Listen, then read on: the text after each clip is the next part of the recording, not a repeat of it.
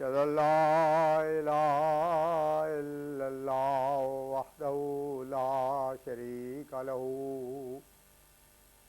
وأشهد أن محمدا عبده ورسوله اللهم صل على سيدنا ومولانا محمد وعلى آل سيدنا ومولانا محمد وبارك وسلم إنك حميد مجيد.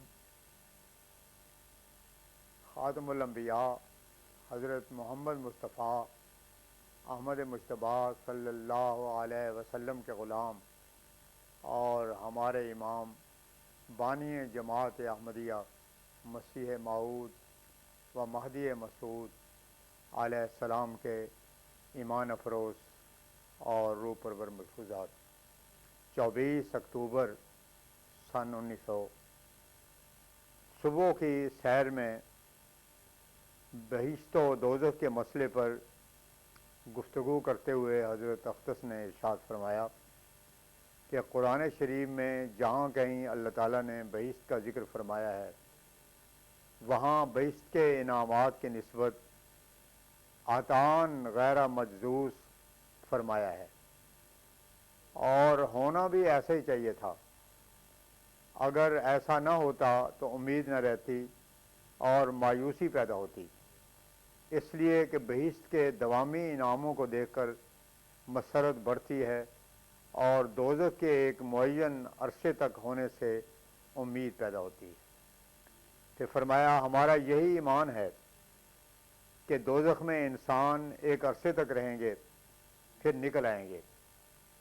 گویا جن کی اصلاح نبوت سے نہیں ہو سکی ان کی اصلاح دوزخ کرے گا. حدیث میں آیا ہے یاتی اعلی جہنم زمان لیس فیہا احد، یعنی جہنم پر ایک زمانہ ایسا آئے گا کہ اس میں کوئی متنفس نہیں ہوگا اور نسیم صبا اس کے دروازوں کو کھٹکھٹائے گی. معجزات مسیح ناصری پر گفتگو کے سلسلے میں حضور نے فرمایا کہ معجزات 3 قسم کے ہوتے ہیں: دعائیہ، ارحاسیہ اور قوت قدسیہ کے معجزات. ارحاسیہ میں دعا کو دخل نہیں ہوتا. قوت قدسیہ کے معجزات ایسے ہوتے ہیں جیسے رسول اللہ صلی اللہ علیہ وسلم نے پانی میں انگلیاں رکھ دی تھیں اور لوگ پانی پیتے چلے گئے، یا کنویں میں لعاب مبارک گرا دیا اور اس کا پانی میٹھا ہو گیا. مسیح کے معجزات اس قسم کے بھی تھے. خود ہم کو اللہ تعالیٰ نے فرمایا ہے کہ بادشاہ تیرے کپڑوں سے برکت ڈھونڈیں گے. 24 اکتوبر سن 1900. فرمایا توجہ اور انبیاء علیہ السلام کی دعا میں عظیم الشان فرق ہوتا ہے.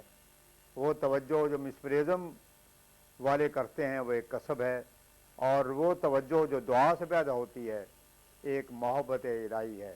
نبی جب کہ بنی نوع کی ہمدردی سے متاثر ہو جاتا ہے تو خدا تعالیٰ اس کی فطرت کو ہم توجہ بنا دیتا ہے اور اس میں قبولیت کا نفخ رکھ دیتا ہے. فرمایا یہ تو ہر ایک قوم کا دعویٰ ہے کہ بیتیرے ہم میں سے ہیں کہ خدا تعالیٰ سے محبت رکھتے ہیں، مگر ثبوت طلب یہ بات ہے کہ خدا تعالیٰ ان سے محبت رکھتا ہے یا نہیں.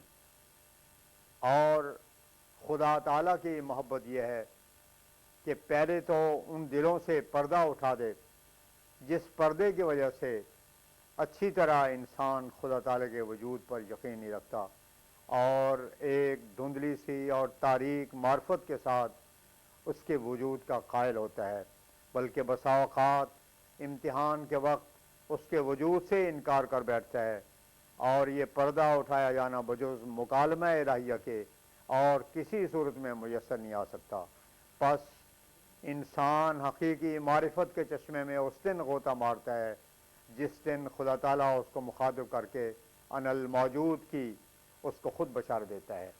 تب انسان کی معرفت صرف اپنے قیاسی ڈھکوسلا یا محض منقولی خیالات تک محدود نہیں رہتی، بلکہ خدا تعالیٰ سے ایسا قریب ہو جاتا ہے کہ گویا اس کو دیکھتا ہے.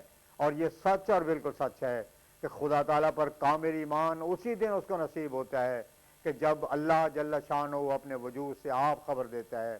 اور پھر دوسری علامت خدا تعالیٰ کی محبت کی یہ ہے کہ اپنے پیارے بندوں کو صرف اپنے وجود کی خبر ہی نہیں بلکہ اپنی رحمت اور فضل کے آثار بھی خاص طور پر ان پر ظاہر کرتا ہے، اور وہ اس طرح پر کہ ان کی دعائیں جو ظاہری امیدوں سے بڑھ کر ہوں قبول فرما کر اپنے الہام اور کلام کے ذریعے سے ان کو اطلاع دیتا ہے، تب ان کے دل تسلی پکڑ جاتے ہیں کہ یہ ہمارا قادر خدا ہے جو ہماری دعائیں سنتا ہے اور ہم کو اطلاع دیتا اور مشکلات سے ہمیں نجات دیتا ہے۔